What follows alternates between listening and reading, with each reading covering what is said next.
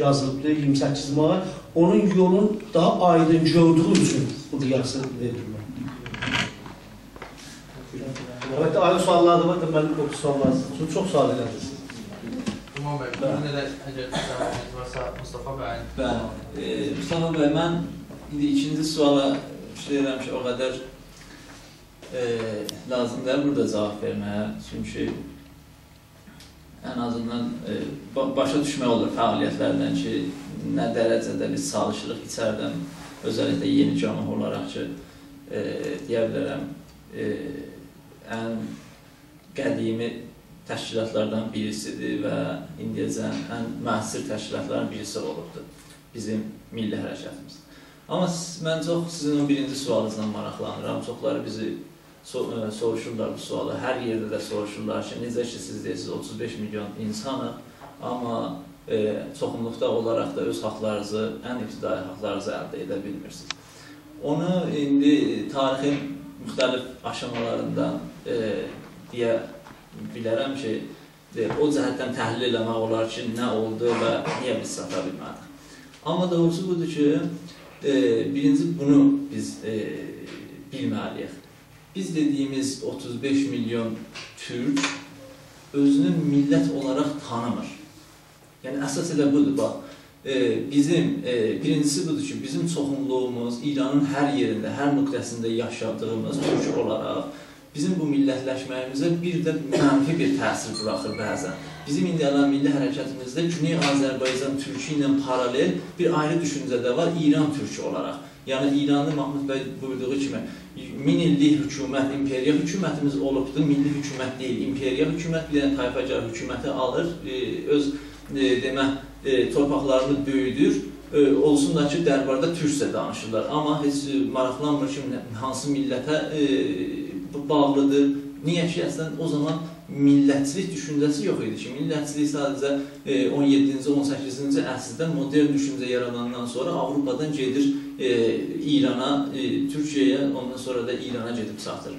Əsas burasındadır ki, o dediyimiz çoxunluq millət halında deyil və indi burası maraqlıdır ki, əlanda ki, millətləşməyə başlayıblar orada yaşayan türklər, bunlar da müxtəlif məntəqələrdə yaşayanlar müxtəlif dərəcədə millətləşirlər. Qaşqayı türkü millətləşmədən heç danışa bilmərik onlara. Çünki hələ tayfa əşirəti yaşayışdırırlar və yavaş-yavaş başa düşürlər. Bizim deyə bilərəm ki, 15 il, 20 il bundan qabaq başladığımız prosesini onlar təzə başlayırlar. Güney Azərbaycan daha gəlişmiş halını yaşayır, millətləşmə cəhətində yoxdur. Yəni, İranda olaraq o bizlərə tutuşanda, çünki hələ bağlıq olmayıb ki, öz dövlətini yarada bilsin. Və ya Xurasan türklərimiz var, İranın ortasında türklərimiz var ki, bunlar millətləşmə deyirəm. Siz bunu daha yaxşı başa düşmək üçün bunu tətbiq edin. Tezar zamanında olan türklər. Məmməd Əmin Rəsulzadə Azərbaycandaydı. Azərbaycan daha millətləşmiş səviyyədə idi. Milli şuur yarada bilərdi. Bir halda ki, Qazaxıstanda, Üzbəkistanda o cür millətləşmiş şuur yox idi. Ona görə. İndi biz niyə millətləşə bilməmişik? Mahmud bəy tarixi illətlərin buyurdular. Çünki şuvinizm tücəlir. Şuvinizm deyəndə siz oxuyun istismar, istemar, kolonizm. Yaxşı. Bu birinci işğalla başlayır. İranda bu kudeta ilə başladı, darbə ilə başladı. Biz aşağı gətirdilər iş üstünə. Baxın, onda Tezarda və Osmanlıda türkçülük düşüncəsi necə gedir qabağa. Bir halda ki, İranda yaşayan türklər o millətçiliyə hələ gəlib çatmayıblar, bilmirlər. Demək, qərbi məmləkətlərin vasitəsilə İrancılıq və farsçılıq olaraq, hətta türklərin əli ilə bu yavaş-yavaş yayılmağa başlayır. Ondan sonra başlayır təbliğlə. Bir dənə eğitilməmiş, oyanmamış kütlə var. Ziyalıları onu başqa fikirdədirlər. Bunların ziyalıları əldə edəndən sonra, işğaldan sonra, kudetadan sonra yavaş-yavaş bu nəsl özü şunizm istəklərini becərdir. Bir dənə Roşanfiç siz nəzərdə tutun ki, yavaş-yavaş asimilə olur, bunun ikinci nəsli, üçüncü nəsli. Bura yetişəndə artıq bu şunizm gəlir birlikdən, qardaşlıqdan danışır. Siz 1338-dəki İran qazetələrində yazılan çılpaq şunizmi, çılpaq ırqçılığı indi görə bilməzsiniz. İndi qardaşlıqdan yazırlar. Niyə? Çünki artıq o zamanın taşdişləri, o zamanın mekanizmləri əsasında bu şunizm eləyə bilir ki, bu hədəf millətin içindən özünə bir əbzarlar zad eləsin və artıq desin ki, türklər özləri istəmirlər. Və ona görə bizim millətləşməyimiz bu qədər gecikibdir, indi bərbad halında düşüb ki, təzə başlayır. Çox bağışlayın, çox sağ olun. Çox sağ olun Duman bəy. Əfsanə xanım deyəsən bir sualı vardı. Əgər dostlardan əgər sual olan olsa, əl qaldırsın. Əfsanə xanımdan sonra bir də mən sual soracağım, ondan sonra sıra sizdən. Çox sağ olun. Mən öz növbəmdə paneldə əyləşən hər bir kəsə təşəkkürümü bildirirəm. Sağ olun, bizə çatdırdığınız məlumatlar üçün. Sualımı Əmir bəyə verəcəyəm. Əmir bəy, bugün siz sözlərinizdə də və mən də onunla paylaşıram, yəni indi nə qədəri qalsın qıraqda. Bu ki, təbii bu hərəkətlər elə təsadüfi deyil, istəklər əsasında, mübarizələr əsasında gəlir, daha örgütləşir, siyasiləşir. Amma istərdim bu sualıma cavab verəsiniz ki, əgər bugün 22 may hərəkatına tay yeni bir hərəkət başlarsa, yəni baxın 22 maydan sonra bir belə zərbələrə rağmen jeopolitik problemləri, mühit çevrə problemlərini, çevrə pozulma problemlərini önə atdılar və siyasi bir hərəkətlər elədilər. Bu demək ki, olacaq, yəni hərəkətlər dalbadal gəlir. Amma əgər 22 maya tay bir ümumi bir hərəkət millətimizin içində üz verirsə və daha bundan da üstün bir hərəkət üz verirsə, bizim milli təşkilatlarımız nə qədər hazırlıqları vardı, tamamı İran İslam Cumhuriyyətinin önündə olduğu çətinliklər ki, qoyur hərəkətin qabağına, onlara rağmen bizim hərəkətimiz, millət örgütlərimiz, təşkilatlarımız, liderlərimiz buna nə qədər xəzinə verəcəklər? Verməlidirlər ya yox? Və dünyanın gedişatını da nəzərdə alın ki, dünyanın gedişatı və dünyanın bugünkü fikir çərçivəsi İran əleyhinə buna nə qədər dəstək olacaq? Bilmirəm, sualım aydındır ya yox? Sağ olun. Çox sağ olun Əfsanə xanım. Paneldəki dostlarımızdan Əfsanə xanımın sualına cavab verən vardı, yəni Əmir bəydən sonra. Yox, Əmir bəydən sonra deyil. Bəli. Buyurun. Fəqət iki dənə işləyəcəm. Üçün Mustafa bəy istəyən sualını toxunalım. Tamam. Lütfən suallarımız, o cavablar qısa olsun ki, həm sual çoxdur, həm də ki, vaxtımız azdır. Tamam. Mustafa bəy, mən balaca dedim, yəni aksiyaların davamı gəlməyindən və ha belə də başqa bəylər də işarə elədilər. Bu ki, təbii yəni apartheid yaşadığı zaman o zaman ki, məsələn, Güney Afrikada azınlıq təbii çoxunluğa baskı gətirir və hər bir yerdə yəni diktatori bir azınlığın hökuməti çoxunluğa. Bu ki, millətləşməyimiz yəni gecə qalıbdır təbii. Əlbəttə, bunu da onu nəzərdə alacaq ki, bizim millətləşmə prosesimiz nə zamandan lazım görülür ki, başlanır. Çünki biz zaten hər zaman imperator olduğumuz üçün İran içində millətləşməyə o qədər də önəm verməyiblər bizim ziyalılarımız. Çünki bu problemi yaşamamışıq. Biz sadəcə 100 ildir nəhayət bu problemin içindəyik və o üçün də hərəkətimiz gənizdir, bu qədər təzə başlamamız. Amma farslar bunu, çünki türklər imperatorları olublar, hər zaman millətləşmə prosesində olublar. O üçün də ola bilsin bizdən bu əsasda qabaqdır. Bayaq fəqət sözlərdə də işarə olundu, bu millətləşməyimizin sonucu gəlib buraya çatır ki, millətimiz və özəlliklə ziyalılarımız başarırlar, hər bir balaca fürsətdən istifadə edilər. Məsələn, bunu traktor hərəkatı Ceyhun bəy işarə edilər. Təbii Ceyhun bəy işarə edildikləri kimi, bu traktor hərəkatının iplərinin birisi də rejim əlində ola bilər. Amma bunun digər tərəfləri də vardır.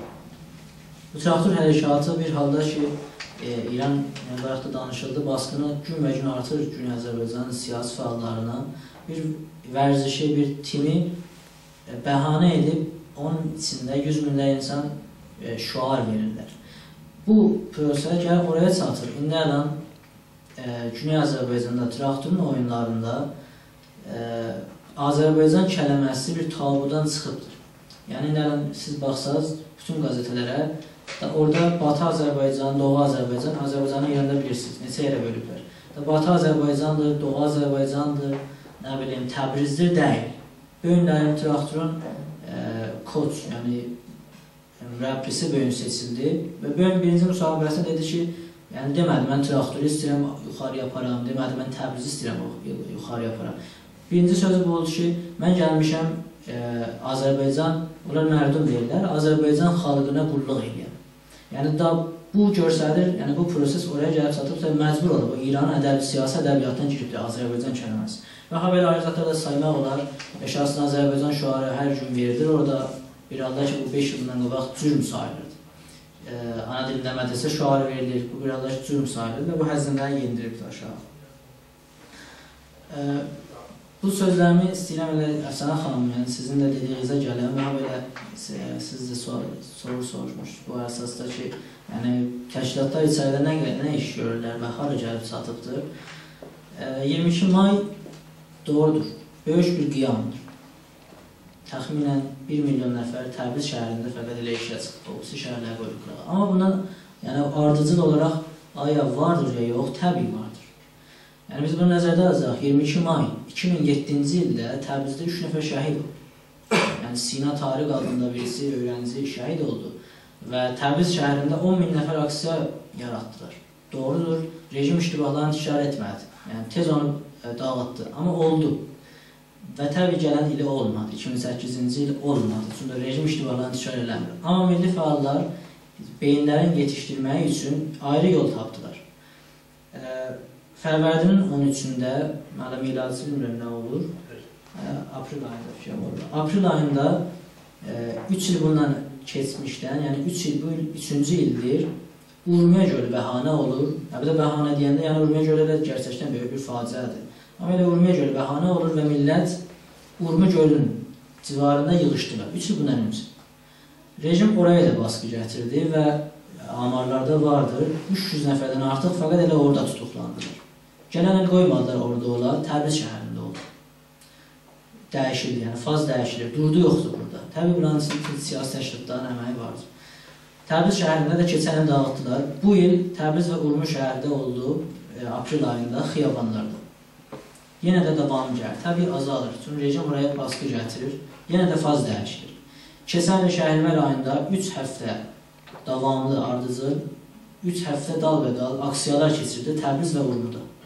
Bir halda ki, indiyə qədər görsənməmişdir. Yəni, İranın bütünlüyünə görsənməmişdir ki, 3 həftə sən, yəni bu həftə aksiyanı keçirdin, qayıtdın evyən, gələn həftənin bildirilləri yayıldı, bugün çıxacaq və çıxıldı. Onunla da önün aldılar. Bu il, bayaq da dediyim, bir yenilik oldu. Birinci dəfə Güney Azərbaycanda siyasi təşkilatlar və müstəqil fəallar, özgür fəallar aksiyaya çağırış verdilər. Sadəcə biz çıxırıq eşi istəklərimizi deyək. Nə Urmiya gölü, əlbəttə ki, Urmiya gölü içində var. Nə milli qiyamın ildönümü, əlbəttə ki, içində qiyamın ildönümü də var. Amma sadəcə fəqət öz gücümüzü meydana qoymaq üçün rejimə meydan oxudular. Və bu oxumağa millət tərəfindən səs gəldi. Təbriz və Urmiyada 100 nəfərdən artıq bu ilin 22 mayında tutuqlanan olurdu. Və önündə gedən də öyrənci hərəkatının fəalları olubdur ki, hələ də zindandadırlar. Birinci dəfə olaraq siyasi partiyalar olubdular ki, qadınlar tutulublar. Amma birinci dəfə olaraq bir qadın öyrənci, yəni universitetdən çıxarkən tutuqlanıb və hələ də zindandadır. Və hələ də dostlardır. Bir də geçsində də görüşmək olsa. Çəkmir. Əfsanə xanımın son sualı, bu ki 22 may olayları indi ola bilər, mən fikirləmirəm ola bilər. Yəni, o, məncə ki, bir böyük bir tarixi şansdan yenə biz üzləşək. Çünki rejim görsədir bir durumdadır ki, o iştiqaları tikar eləməyəcəkdir. Məyərin bir olay olar. Yəni, bir olay olar ki, mən beynimə gəlmir, nə ola bilər. Amma bu ki, bu 22 may olaylarına bir zat yarada bilərik, mən sanıram o gücdə varıq. Yəni 22 may 2006-dan bu ailə qədər bu saydığım aksiyaları nəzərdə alsaq, bu görsədir biz aksiyaları yaratmaqda və qabağa aparmaqda və hansı zaman bitirməyinə yavaş-yavaş başarırıq, bacarırıq. Üzərliklə bu ilin hadisələri olubdur. Əgər imkan olsa bəy, elə bu 6 dəqiqələrdən son şəkildə keçdi. Son cavab elə olsun ki... Sağ olun, inşallah ki... Qalanın necə cavabını almasanız, Mahmud bəy inşallah cavabını verər, olmasa yenə də... Mən Əfsanə xanım sözündən qabaq, Mustafa bəy çox ağır söz soruşubdur, çox belə dəyərli sözlərlə ürəmdən çıxmayıb, bir dəqiqə. Bir dəqiqə cəzəbəyə qayıdım, Əfsanə xanım sualına qayıdım. Mustafa bəy, bir millətin aydınları, varlığını tanımasa, o millət əyə usul qıya bilməz. Tərizadə, Mahmud Əfşarlar, Kəsrəvilər və onlar izə uçur. Azərbaycancı varımız idi, Azərbaycanlı varımız idi ki, Fas qulluğundaydılar. Bax, Tərizadə Məhəmməd Əmin Rəsuldan yoxun dostuydu. Ancaq Fas qulluğundaydı. Məhəmməd Əmin Rəsuldan haqqında siz nə deyir Tərizadə? Deyir ki, hər millətin belə bir öndəri olsa, rəhbəri olsa, o millət xoşbəxt yaşar. Və sonra da öngörür, pişkinlik edir. Deyir ki, mən düşünürəm ki, gələcək 100 ildə Azərbaycan milləti Məhəmməd Əmin Rəsulzadəni qandı kimi və Peyğəmbər kimi tanıyacaq. Onu kim deyib? Təğizadə deyil. Təğizadə ki, türkçü deyil, Azərbaycancı deyil. Azərbaycanlı tam Azərbaycancı deyil. Azərbaycan ideolojisi də yoxdur, düşüncəsi yoxdur. Farsı qulluğundadır. Onun düşüncələri bir millətimiz belə yaşayır. Əfsanə xanım, sizin sözü əsas tutaq ki, biz imkanlar yarandı, bizim bu hərəkətlərə imkanımız nədir? Yəni, ola bilər yox. Siyasətdə açıq demək olmaz da olacaqdır. O ki, müşəxxəsli Güney Azərbaycan çox əsası bir bölgədə yer tapıbdır. Güney Azərbaycanda dövlət yaranmaq, İranın parçalanması demək, ya İranın bugünkü durumunu bir-birinə vurmaq demək, İranın bugünkü durumunu bir-birinə vurmaq, yəni ortadoğunu bir-birinə vurmaq demək və güc mekanizmlərini Avropa arasında, o bölgədə bir-birinə vurmaq, Amerika arasında, Rusiya arasında, Türk dünyasında tam hər şey bir-birinə vurmaq deməkdir. Bu əsasda Türk dövlətləri, Azərbaycan da, Türkiyə də, Avropa da, İsrail da, Amerika da, Rusiya, Çin hamısı gözünü tikib orada ki, orada nə olacaqdır? Bunlar öz qulluqlarını, öz mənfəətlərini nədə onu da baxacaqlar. Bu bir tərəfdən. Bir tərəfdən də az tutmayaq, orada İranda olan Azərbaycanlılar ki, İrancıdırlar. Və bir gün İran rejiminin qulluğundadırlar, bürokratlar, hakimiyyətlərdirlər. Bunlar böyük bizə sabah gücləş ortaya çıxacaqlar. Təcrübələr var dövlətçilikdən, ərtəşin içində, nizami qüvvələrin içində varlardır, o da bir qüvvə. Yəni bizim mənfəətimizə. Xeyr, orada çalışacaq ki, hakimiyyəti alsın əlinə, o da çalışacaq eləyə, eşit qüvvə dövlət də çalışacaqdır və bir dəfə də biz çalışırıq. İndi biz Güney Azərbaycan Milli Hərəkatı olaraq nə qədər təcrübələri, keçmiş səhvlərimizi və nə qədər bu oyunların içində elə biləcək ağara görməyək. O bunun imkanları yaranmış, imkanlarından kullanaq. Öz mənfəətimizə dövlətçimiz yaradaq, bunu indidən kimsə deyə bilməz. Arzularımızı deyə bilir, amma deyə bilmək nə olacaq? Kürdlər başarılı oldular. Qulağımızın dibində, üz üstə, Kürdlər elə bilirlər. Az çox təşxis verə bilərsiniz də. Kürdlər başarılı oldular. Kürdlər çox az həzinə ilə o Ərağın durumundan kullandılar, dövlətdən yaratdılar. Az həzinə ilə. İndi bizdə, bizim planımız var.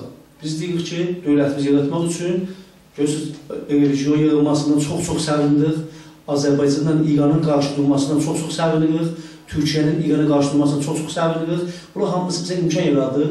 Rusiya, İsrail, Amerika, hamısı imkanlar bizi səvindirir. Niyə ki, bizə imkanlar yaradır ki, Azərbaycan milli hərəkatını tanıtdıraq və siyasi təşkilatların bir-birine yoxunlaşmasından, bir güc mekanizminin güclənməsindən dolayı biz hərəkətlər. Elə Mahmud bəy, söz cavabınızın elə istəyəm ki, nəfər dəyişmədən bir sual soruşum.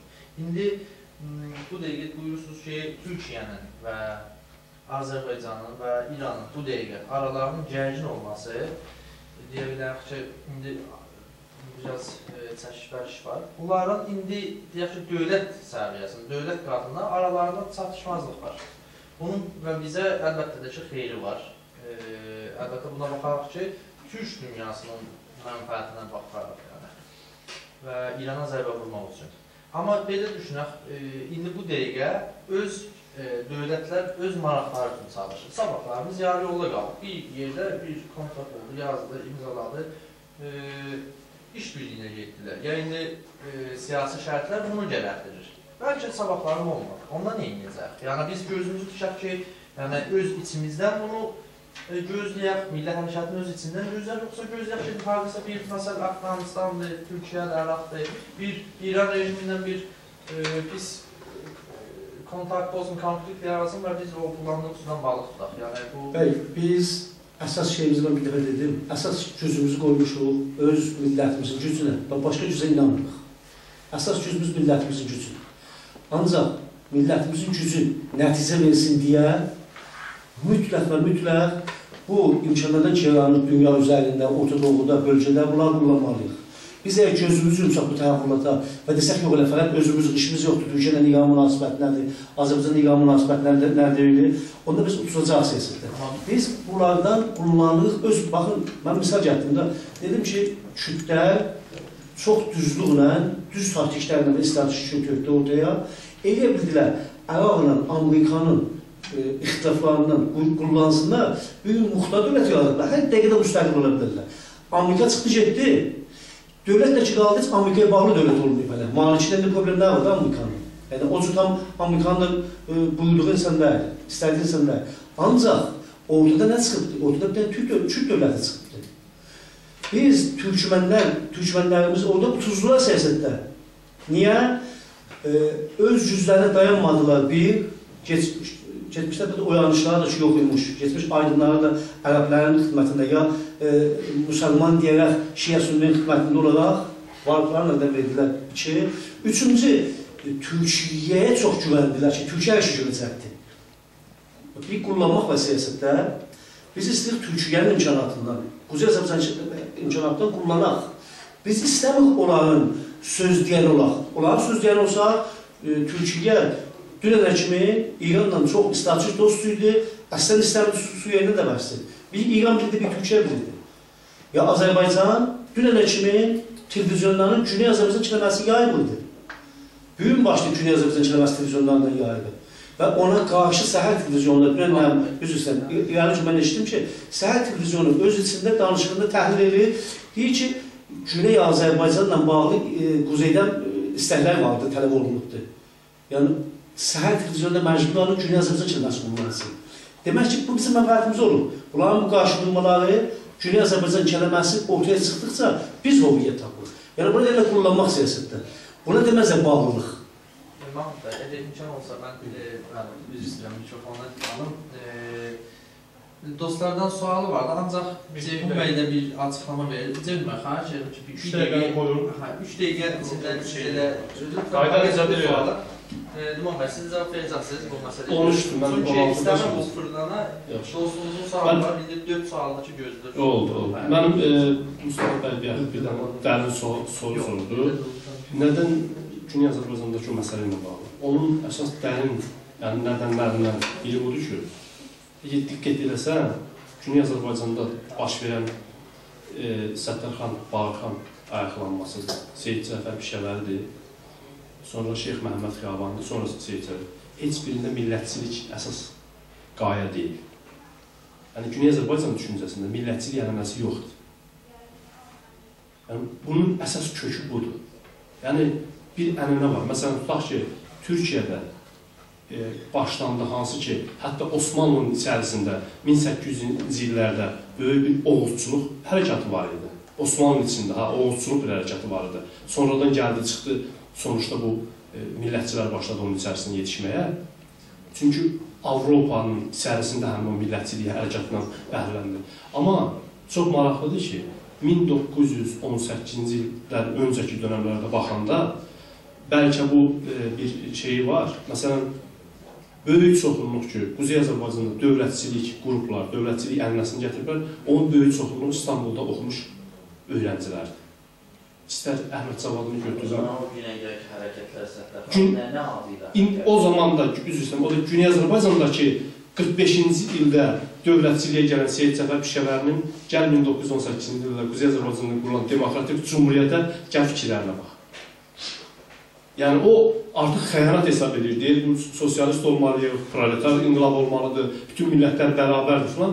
Yəni, o millətçilik düşüncəsinin Güney Azərbaycanda özünə yer tapa bilməməsi, özünün ənənəsinin olmaması bu günləri artıq o son nöqtələrini artıq yaşadı ki, millətçiliyə artıq döndü toplum, gəldi. Digər bir nöqtənin vaxtım var. Bir dəqiqəmiz. Mən bölgədə gedən geopolitik durumda bu günləri, Güney Azərbaycan gələcəkdə bunu hamımız yaşayacağıq, sadəcə mən bunu indi bugün deyirəm. Əgər gələcəkdə Güney Azərbaycan milli hərəkatının içərisində Amerika ilə, İsrail ilə, Avropanın hər hansı bir fondları ilə işbirliyinə gedən qrup olacaqsa, bunu siz gələcəkdə görəcəksiniz. Güney Azərbaycan milli hərəkatı həmin adamın qarşısına duracaq. Əgər durmasa, Güney Azərbaycan milli hərəkatının sonu yaxşı nəticə verməz. Bunu gələcəkdə biz yaşayacağıq, görəcəyik. İndi kütlər bu günləri Amerika ilə işbirliyindədir. Amerikanın istədiklərini eləyirlər. Yəni, Türkiyənin içərisində Türkiyəni baskıda salmaq üçün Mahmud bəy deyir ki, az xəzinə ilə baxın, görün, Türkiyədə nə qədər Kürt ölür. Bunlar elə belə ölmür ki, hər birisi sifarişləndir. İsrailin, Amerikanın və Avropanın pul aldıqları fondlar var, onların. Bizdən tək bəylər bilir, biz Səid Mətinpurudur, indi 8 il həbsdədir. Bir Amerikanın işbirliyinə getdi giricə. Şükür edirəm ki, Amerika ilə İsraillə Güney Azərbaycan milli hərəkatında işbirliyinə gedən olmayıbdır. Mən buna çox sevinirəm. Niyə? Bu günləri bu uğurların hamısı həmin o işbirliyinə getməməyin nəticəsidir. İşbirliyi olsaydı, Güney Azərbaycanda bu günləri gördüyümüz səhnənin heç birini görəməyəcəkdik biz. Buyurun.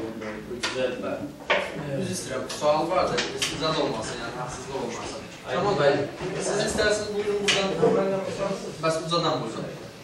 Mənim sualım Mahmud bəy olacaq. Mahmud bəy həyatdan seyirdə Amerikanın, Avropanın dəstəyini, Güney Azərbaycana olan dəstəklərini səsləndirir ki, yəni yaxşıdır, bu gözəl bir şeydir.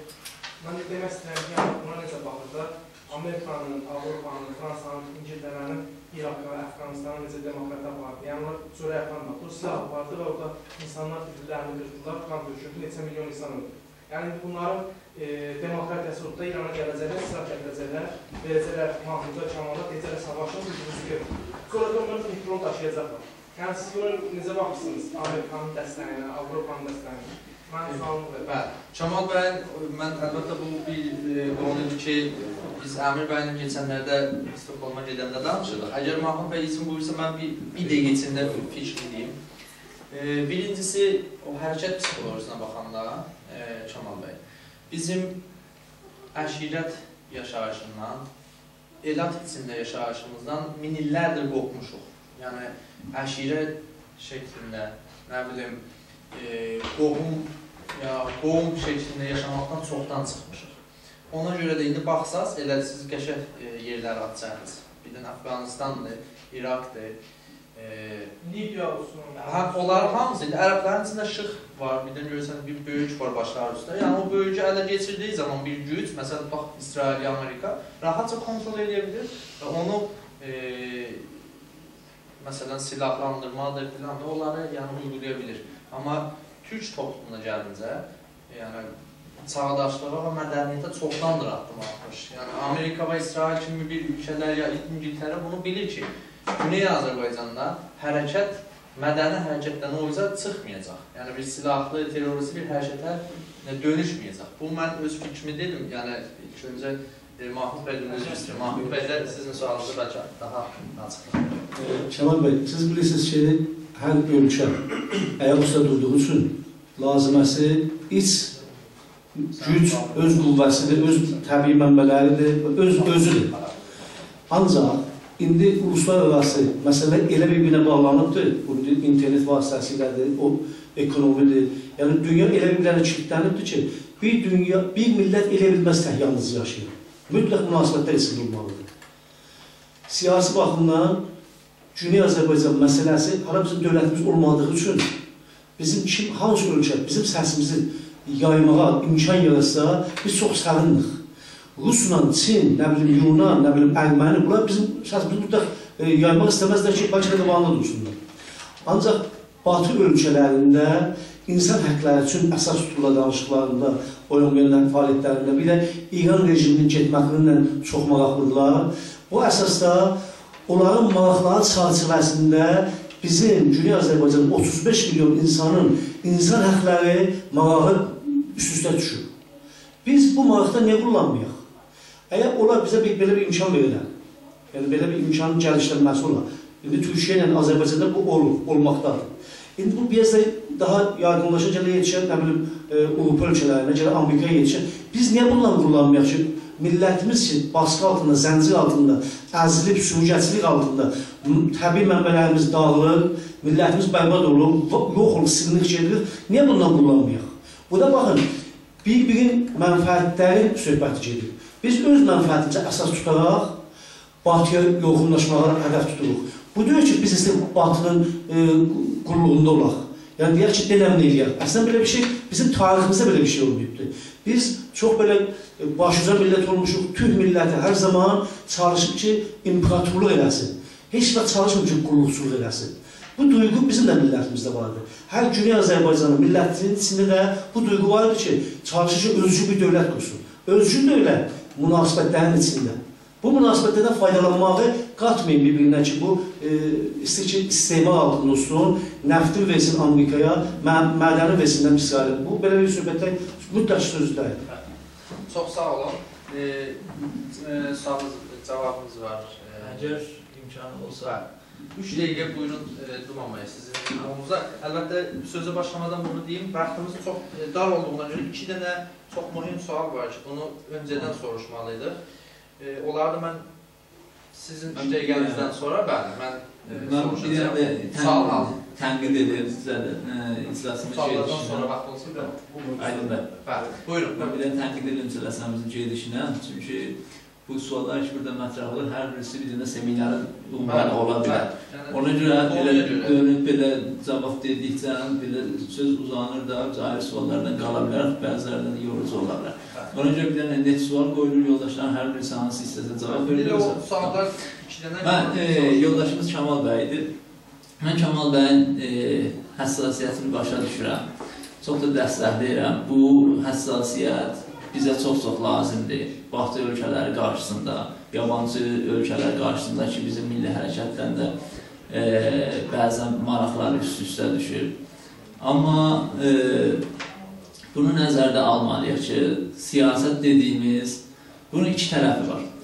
Bunu açıqlamadan bunu deyim. 2 tərəfi var. Birisi budur ki, biz demək, siyasi qüvvələr olaraq bu krizdən, bölgədə olan şəraitdən necə qullanacaq ki, Mahmud bəy işarə elədilər. Ki, təbiidir, dedi, siyasət bir hünərdir ki, sən az həzinə ilə öz istəklərlə yetişəsən. Bu, az həzinə budur ki, özündən maya qoymayasan, ayrı birisi ki, bu işdə marağı var, onu sənin düşüncə və zərər vurmadan, sənin istəklər və zərər vurmadan, onu da çəkəsən işə və onun əli ilə bu işi görəsən. Əlbəttə, o deməkdir ki, onun əli ilə mütləq istifadə eləmək söhbətidir. Amma bunun bir tərəfi var, xalqımıza doğru, millətimizə doğru bunu necə yansıdacaq biz? Biz əgər millətimizə ilk başdan deyək ki, Amerika gəlib bizi qurtaracaq, nə bilən, Türkiyəsi gəlib qurtaracaq, Bakısı gəlib qurtaracaq, kimisi belə rüşvarlar deyibdir, falan deyibdir, o müsbət pointdir falan. Millətimizdə belə bir bəklənti yaradırıqsa, biz bir xiyanətdəyik, açıqcası. Yəni, bizim millətimizin siyasiləşməkdən ki, söhbət gedir. Millətimiz siyasiləşməyə nə deməkdir? Bu deməkdir ki, o qədər köklü oyanışa sahib olsun ki, bilsin də ki, öz haqları var, öz haqlarını hər şəraitdə əldə etməlidir və bu haqlara yetişmək üçün lazımdır ki, bəzi yerlərdən də bir həddəcə yardım alsın. Mühüm budur, bunu biz başa düşə bilsək çox mühümdir. Bu dediyiniz nüqtə bəzən də bizim hərəkətə zərbə vurur. Mən sizə qatılıram. Hər 2-3 ildən bir Amerika həmlə eləyəcək, Amerika İranı vuracaq deyə bizim milli hərəkətdə bir tələsmə yaranır. Ay indi vuracaq, biz yalancı təşkilatlanaq, ay biz Amerika vuracaq, biz indi paysız qalarıq, saxta, cəhli, göz qabağında sadəcə heç bir dərinlik olmadan biz bir işlərə əl atırıq ki, sabahları bir dənə Amerika televizyonu deyəndə ki, yoxdur, xəbər yoxdur, olan hamısı tökülür. Niyə ki, köklü olmayıbdır.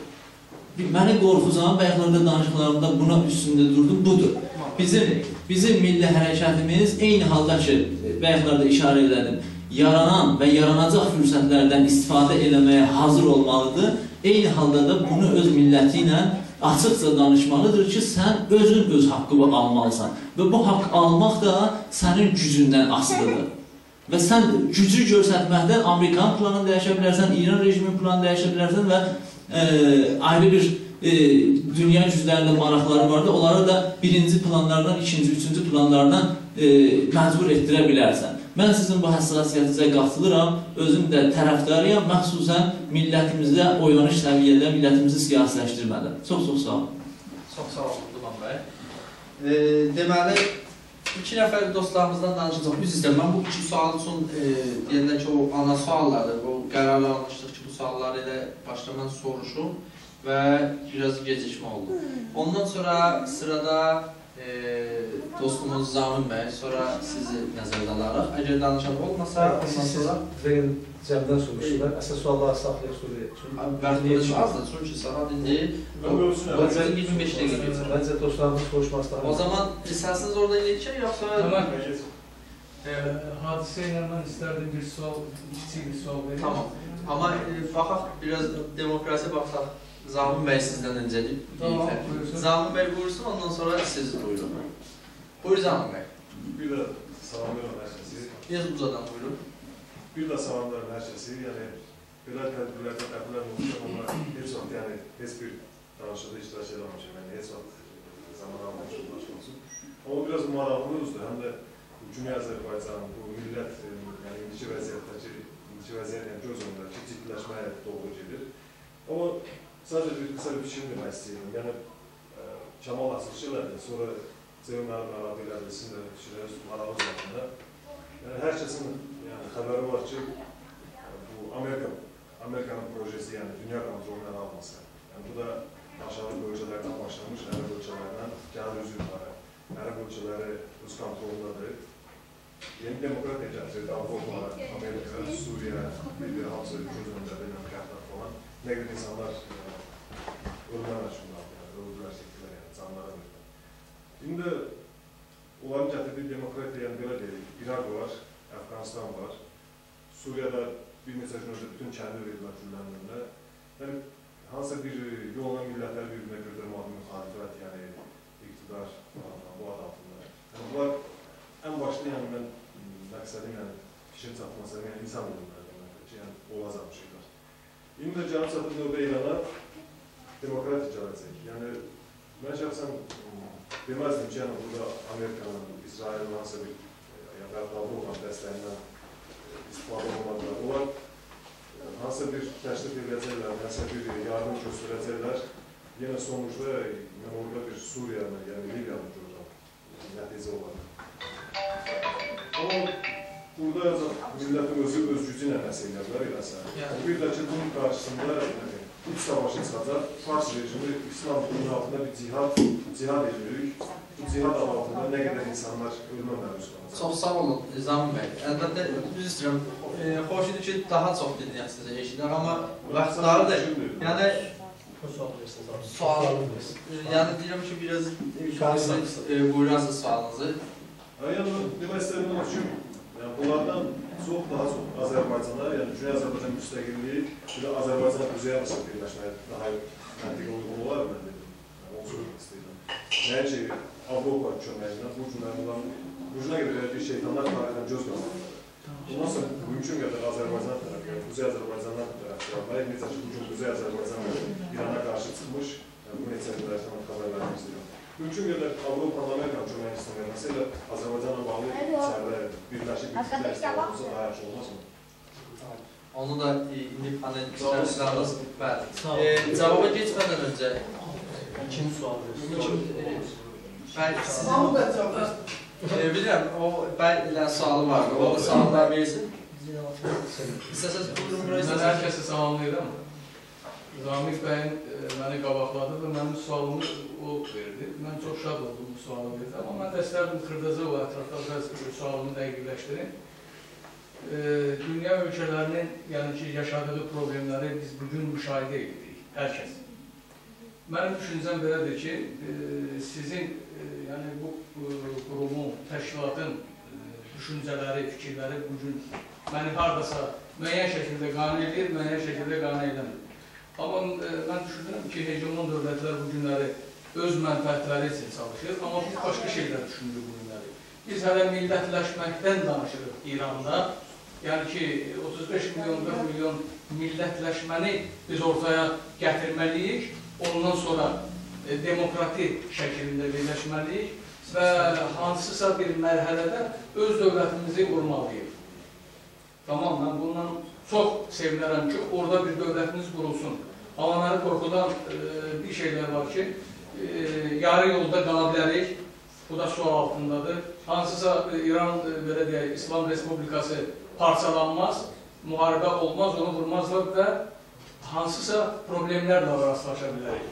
Və həmən durumda Güney Azərbaycanın taleyi nə olacaq, təşkilatlar nə iş görəcək və bu günləri Azərbaycan, Quzey Azərbaycan, biz deyək ki, mən belə deyim, hökumətin başında bugün hansı iqtidar millətin sevir və yaxud sevmir və yaxud, amma bu düşüncəni biz qoyaq bir tərəfə. Ola bilər ki, 2013-cü ildə İlham seçilməsin, qeyri bir Həsən gəlsin, Hüseyin gəlsin hakimiyyətə. Bəs bunu siz necə düşünürsünüz? Bir demokratik bir insanın gəlməyi üçün sizin bir təzyiqiniz var mı Güneydə, Quzeydə demokratik bir insanın hakimiyyətə gəlməyi, qurulmağı, o daha gözəl olar, nəinki başqa bir hökumətlərdən, dövlətlərdən biz dəstək görürük. Bu gün Azərbaycanda demokratik bir insanın hakimiyyətə gəlməyi eyni zamanda onu yaradır ki, Güney Azərbaycanda da hər hansı bir şərait yaranarsa, rəhmətli Elçi bəyin zamanında olduğu kimi, biz deyək ki, Elçi bəy elə bir insandır ki, xalqını sevər və dəstək olan elə bir insana biz can atırıq mı? Güneyli, Quzeyli bir iqtidarın ortaya gəlməyi və bizim iki Azərbaycanımızın birləşməyi üçün ən böyük hünər, ən böyük gözəl mümbit şəraitin yaranmalı olsun. Bu haqda istərdim. Çox sağ olun. Siz sualınızı direkt elə Mahmud Bey verirsiniz, yoxsa? Hər kəsə, yəni ki, hər kəs orada cavab verir. Suallar cavab verən Əmir bəy az danışırlar. Sən sual soruşsun mənə? Əlbəttə, ver burada. Təbii ki, Mahmud bəy istərdim. Mən Kamal bəy bəyək 3 dəqiqə oldu. Mən sual verəcəm. Kamal bəy bəyəkləri o bir dənə şey toxundu, kənardan olan baskı. Ümumiyyətlə, siyasət yerində belə bir şey var. Totalitar rejimlərdir, qapalı rejimlərdir, monarxist rejimlərdir, diktator rejimlərdir. Bunlar kənar baskı olmadan bu rejimi devirmək çətin bir şeydir. Yəni, siyasət elmində elə bir şey yoxdur ki, toplum içindən qalsın diktator rejim. Bu kənar bütün dünyadadır, müasir dünyada, yaşadığımız dünyada da, istər Misir olsun, istər Libiya olsun, istər indi Suriya olsun, göz önündəki diktator rejimlər, kənardan baskıların olmaması nəticəsində hakimiyyətdən getməzlər. Bütün toplumu qırarlar, məhv edərlər, amma hakimiyyətlərini verməzlər. Bu bir aksiyomadır. Yəni, bunu bu cür qəbul etmək lazımdır. O ki, qaldı ki, içəridən kimlərsə gedəcək, onların iş birliyinə hakimiyyətə gələcək. Bu artıq tamam bir məsələnin yanaşmadır. Digər tərəfdən, bir yol ki, İqbal bəy buyurdu ki, başqa bir formul kimi qoyur ki, indi Güney Azərbaycandan çalışsın, Quzey Azərbaycanda bir demokratik adam gəlsin hakimiyyətə. O da yardım eləsin, Güney Azərbaycanın dövlətçiliyinə kömək olsun. Bu artıq keçmiş bir mərhələdir. Yəni, bu mərhələ artıq keçildi. Yəni, çünki bu günləri Güney Azərbaycanın, Quzey Azərbaycanda gedən siyasi hərəkətə yalnız köməyi bir dənə şeylə bağlıdır, o da milliləşmə iləndir. Yəni, milli hərəkatla bağlıdır ki, o dalğa Quzey Azərbaycanın içərisində hər hansı bir milləti təzədən özünə döndərsin, millətləşmək, təzədən o duyğuların oyanmasına yardımcı olsun. Başqa siyasi proseslərə heç cür şey yardım edə bilməz. Başqa bir fikrə də münasibətimi bildirim, dostlar. Bizim bu şeyi biz dəqiqliklə bildik ki, bölgədə gedən siyasətdə onu özümüz üçün əmin oldu ki, Amerikada, Avropanın özü olsun, konkret olaraq İsveçlə götürürəm. Bax, İsveçi, yaşadığımız İsveçi. Bu İsveç, həmin İsveçdir ki, durub Quzey Azərbaycanda demokratiyanın ayaq altına düşməsindən danışır. Bu İsveç həmin İsveçdir ki, öz o dansözünü göndərib ora, güya dansöz gedib bizim haqlarımızı şeyləyir. Həmin İsveçdir ki, 2006-cı ildə həmin İlham Əliyevlə gedib danışığa gedir. Və bütün buradan Quzey Azərbaycandan gələn siyasi mühacirlərə kimən qarşı yazırdılar cavabda ki, Quzey Azərbaycanda heç bir antidemokratik rejim yoxdur. Demokratik bir rejimdir. İnsan haqları qorunur, çox gözəl yaşayış var, falan var və gedin ora. Hətta mən bunu sizə açıq deyirəm burada, məsələn, demək düzgün deyil. mənim vəkilimlə, mən problem yarandım, Qırmızı Xaç Röder Koşetin nümayəndəsi mənə rəsmi olaraq dedi ki, bəy, mən bəy özüm razı dedim, dedi bəy, bilsiniz də açığı budur. İsveç Miqrasiya Xidməti Quzey Azərbaycandan gələn siyasi rəsmiləri, siyasi və çəkisi olan rəsmilərə görə Azərbaycan məmurları ilə öz münasibətlərini pozmaq istəmir. Bunu belə də qəbul edir. Mən dedim, onda belə çıxır ki, biz girovuq da burada. Dedi, ta onda necə istəyirsiniz, eləyin. Yəni bu, baxın, bir nümunə göstərdim, ha. Bu İsveçdir. 3 il bundan qabaq, 4 il bundan qabaq İsveç və 5 il bundan qabaq Azərbaycandakı diktatura rejiminin 15, 16 illik, 17 illik sistemi var. İndi deyirlər ki, antidemokratiyadır. Yəni, biz bu, bir dənə şeyi burada vurğulayıram, bir dəqiqəyə. Biz bu prosesdə bizə nəyə öyrətdi? Bəlkə bu günləri Güney Azərbaycanda proseslər yaşanmayıb, inşallah da yaşanmasın. Gələcəkdə də zamanı çatdığımız qədər də o sözümüzü dostlarımıza, qardaşlarımıza deyəcək ki, belə bir şey olur. Vaxtı ilə kommunizm çubuğu vardı, bir də kapitalizm çubuğu vardı. İndi də bölgəyə girmək üçün insan haqları adında bir çubuq var. Girirlər bölgəyə insan haqları çubuğu, əl uzat yapış bundan. Amerikanın da, İsrailin də bölgəyə gələndə Güney Azərbaycan olaraq bizim tək bir dənə yolumuz var. Güney Azərbaycan tərəfdir. Tərəf deyilsə, Güney Azərbaycan uduzandır. Tərəf olmursansa, demək uduzmursan. Hər hansı bir oyun olsun. Çünki sən artıq gözləyəcəksən ki, Amerikalı məcazi mənada otursun, sigarasını içsin, oradan viskisini iç qutarsın, ondan sonra o Mackinson, John fikirləşsin ki, görün bunlarla bir oturaq. Nə danışaq? Danışmağa dəyər yoxsa yox? Tərəf olmayana qədər, millət olmayana qədər səni saymazlar. Buyurun. Çox təşəkkür. Çox üzrəm. Mən söz kəsməklə özümü... Yox, dəqiqət almalıyım. Çünki... Qanuna tanım olmalı. Bəli. Çox sağ olun suallarınız üçün. Əlbəttə, biraz qonudan uzaqlaşdıq. Üzr istəyim, mən bəylərə sözlə cavab vermək istəyim. Bu cavab vermək faydadır. Tamam, sorular deyəcək ki, qonunun ətrafında danışaq. Bəylər... Yəni, əsl panelin qonu. Bəli, burada Lindibilat, bunların çox tanınmış vəkili Lindibilat. Yazıcılar, bu seçkilərdə düşmüş Lindibilata səs yığdıqda Azərbaycanlılar ki, çalışıb o kesin millət vəkili olsun. Keçən həftə Eurovisionun sabahısı Lindibilatın əksini böyük qəzetlərdə vurdular. Yazdılar ki, bu diktatorun adamıdır. Mən tez qəzetlərini açdım, görüm, hansı diktatordur? Gördüm, İlham bəy Əliyevin əksini çəkiblər. Fikirləşin ki, İsveç, Saudi Ərəbistana milyarda silah satır. Əslində üstün vurmurlar ki, bu o ilgini yaradanlar kimlərdir, hansı millət vəkillərdir, nə deyildi. Ərağa İran müharibəsində silah satır, üstün vurmurlar. Amma bir də Eurovisionla bağlı, nə ilə bağlı? Lindibilat Azərbaycandan deyəndə, onun diktatorun adamı. İsveçin özü Çinə savudlara satır. Dünyada ən çox asılan insanlar içindədir. İstəyən deyəm ki... Demokratiyadan danışmır. Azərbaycan yanında... Ona görə demokrasi məqulləsi özü də dahi qurullanan bir vəsilədir. Millətlərin mənfəəti olan bir vəsilədir. Biz, millətimiz zəncirlədir, əl-ayağı. Zəncirdə olan millət hər imkanı kullanmaq məcburiyyətindədir. Burada buna desən ki, yox, sən bu imkanı kullanmayacaq, sən bağlı olasan, o gülməli üsüz olur. O əlindən və ya zəncir olacaq da, o oza dəysə bir-birinə. Mis ozası dəyər bir-birinə, millət qazanıb zəyir eləməyib ki, Misirdə. Mümkündür bir çalxalanma olar, bir dağlanma gedə olar, mən düşər. Amma üst-üstə tarixi baxımından Misirdə millət qazanıb. Çünki bir dənə bir çox dərin, güclü bir diktatorluğun içindən çıxmışıq.